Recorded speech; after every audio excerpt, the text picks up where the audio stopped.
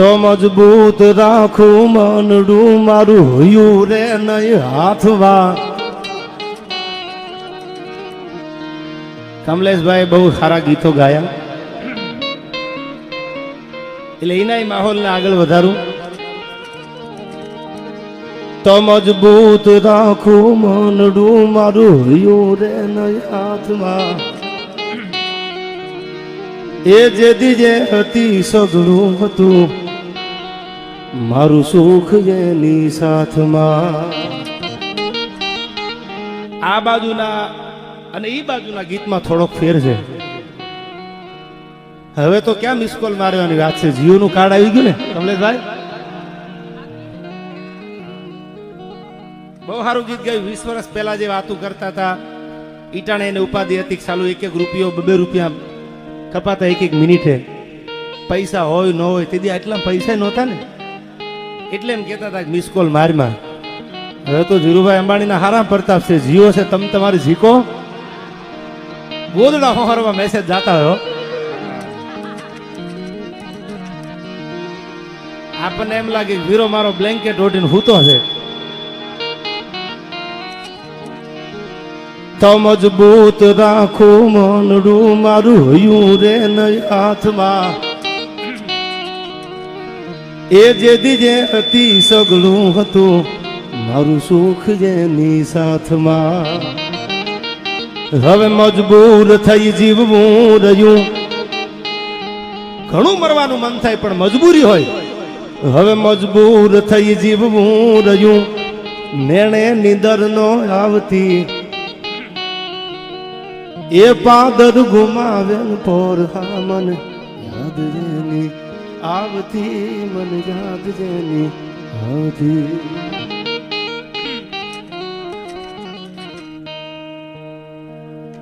એકાદી વાત તમારી આગળ કરું છે. લે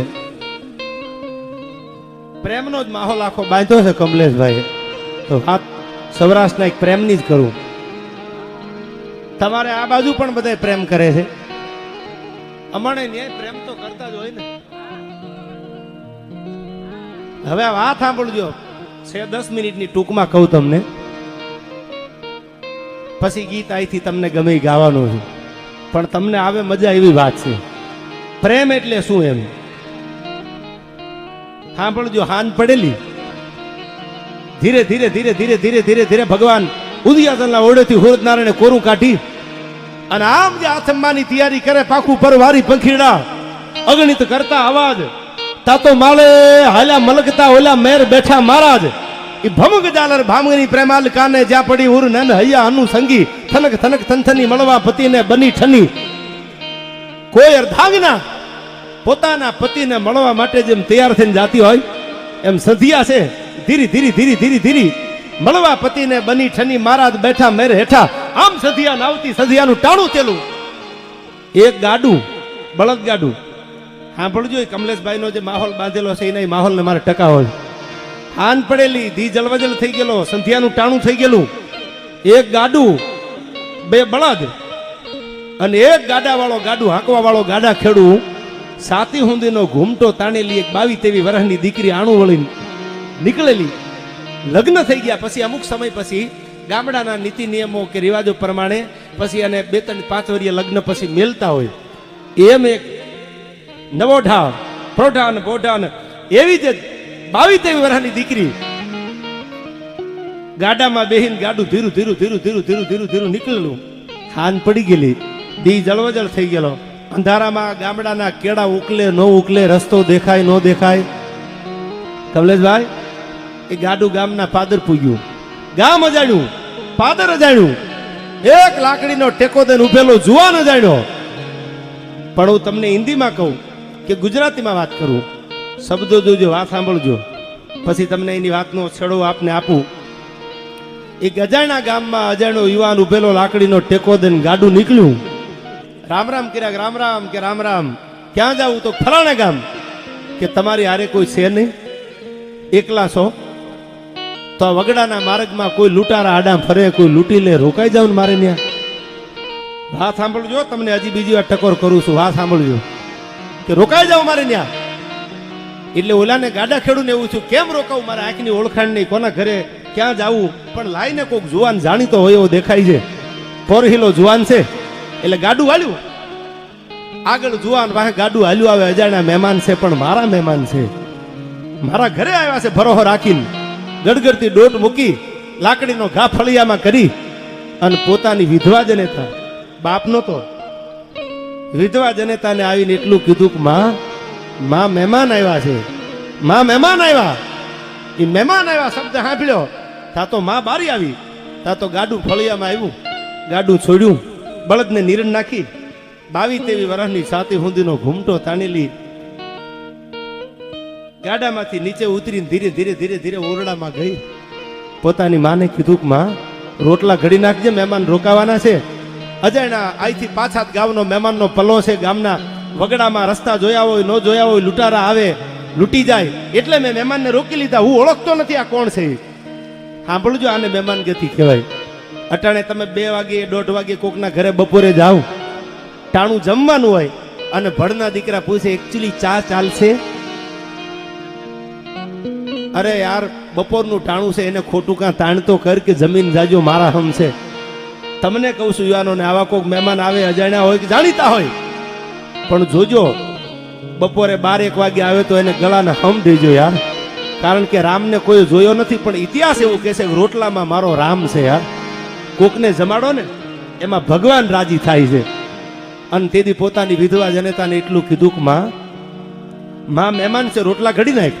હા, તું પ્રેમ ની કરું છું, સાંભળજો પ્રેમ કેવો હોય.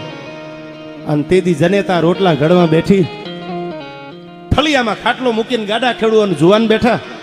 રોટલાના ટપાકાનો અવાજ આવતો હતો. તમે જાણો છો બાજરાના રોટલા કરે એમ ટપાકા પડે, એટલે ઓલી સાતી હુંદીનો ઘૂમટો તાણીને જે જાતી હતી આણું વળી દીકરી, એને એમ થયું લાઈને આના ઘરે કોઈ રોટલા ઘડવા વાળી નથી, 2 રોટલા હું ઘડાવું, ટેકો મળી જાય. એટલે એને કીધું કે લાવો 2 રોટલા હું ઘડી દઉં. એમ કરી અને 22-23 વર્ષની દીકરી જાતી હતી અને રોટલા ઘડવા બેઠી. તમે જાણો છો રોટલા ઘડવા વાળું બદલાઈ જાય એટલે ટપાકાનો અવાજ ફરી જાય. ફળિયામાં બેઠેલો જુવાન ટપાકાનો અવાજ ઓળખી ગયો. વિચાર આવે, કમલેશભાઈ, કે આવી રોટલા ઘડવા વાળી મારા ઘરમાં હોય તો.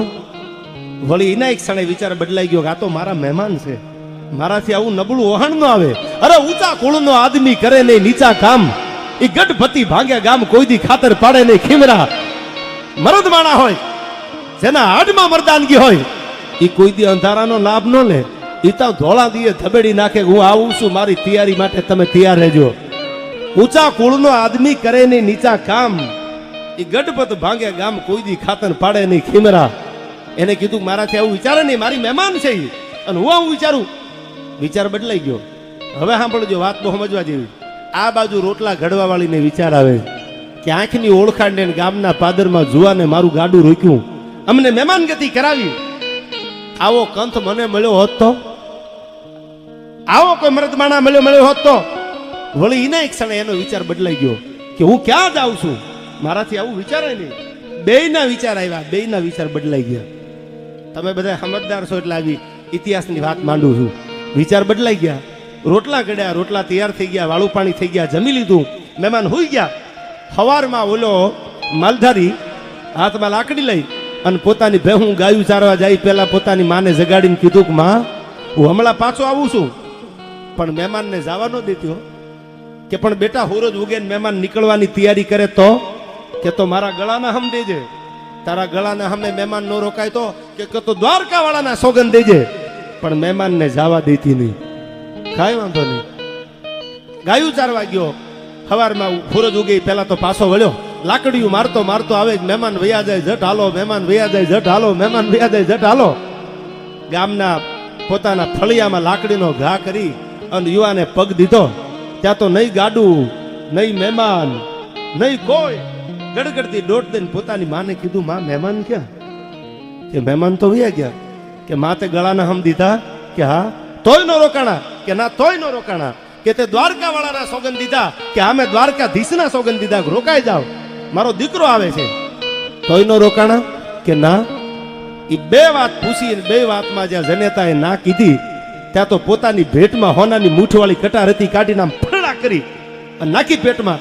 આમ જ્યાં કટાર કાઢી તા તો આતરડા ભેળી કટાર આવી લોહીના ફુવારા ઉડવા માંડ્યા. સાહેબ 1-2 મિનિટમાં તો એ દીકરો જુવાન જોત પોતાના ફળિયામાં પડી ગયો, ફળિયું ખાલી થઈ ગયું. હવે તમે જાણો છો કે આને અગ્નિ સંસ્કાર દેવા પડે. ગામ નાનું હતું એટલે પાડોશીએ કીધું ક્યાંકથી ખાપણ લઈ આવો. મહેમાન તો વયા ગયા પણ મહેમાન હારે હારે મારો દીકરો વયો ગયો. એને ખાપણ ઓઢાડી અને હવે અગ્નિ સંસ્કાર દઈ દો. ગામમાંથી પાડોશી જુવાન પાદરમાંથી નીકળ્યો, બાજુના ગામમાં ખાપણ લેવા ગડગડતી દોટ મેલે ઉતાવળા પગે હાલતો હાલતો હાલતો હાલતો હાલતો નીકળે. હજી ઓલું ગાડું જે નીકળ્યું હતું, જે આ ફળિયામાં મહેમાન ગતિ કરી અને 22-23 વર્ષની દીકરી સાથી હુંદીનો ઘૂમટો તાણી નીકળેલી, એ ગાડું હજી સીમાડો વળોટું નહોતું. ત્યાં તો ઓલો જુવાન ઉતાવળા પગે ઉતાવળા પગે ઉતાવળા પગે હાલતો થાય. એમાં ગાડાની ભેગો જુવાન થાય. જુવાનને ખબર નથી કે આ ગાડું મહેમાન ગતિ કરવા આવ્યું હતું.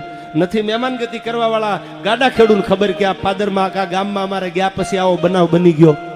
ઉતાવળા પગે હાલતા જોઈને ગાડા ખેડૂ પૂછે છે કે ભાઈ કેમ ઉતાવળા હાલો છો? સાંભળજો, વાત પ્રેમની જ કરું છું. કેમ ઉતાવળા હાલો છો? કે અમારા ગામમાં ન બનવાનું આજે એક બનાવ બની ગયો. શું બન્યું?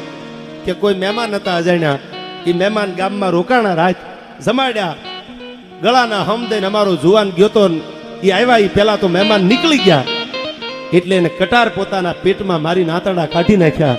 એના અગ્નિ સંસ્કાર દેવા માટે હું ખાપણ લેવા જાઉં છું. આ શબ્દ ઓલી ગાડામાં બેઠેલી 22 વર્ષની દીકરીના કાનમાં પડ્યા. ભાઈ હા હા, અમે નીકળી ગયા અને એને કટાર ખાઈ લીધી. તો હવે મારે જીવવામાં હવા થોડો હોય. સાંભળજો, એક રાતની મુલાકાત, ખબર નથી હજી વિચાર આવ્યા હતા બદલાઈ ગયા કે આવો ધણી મને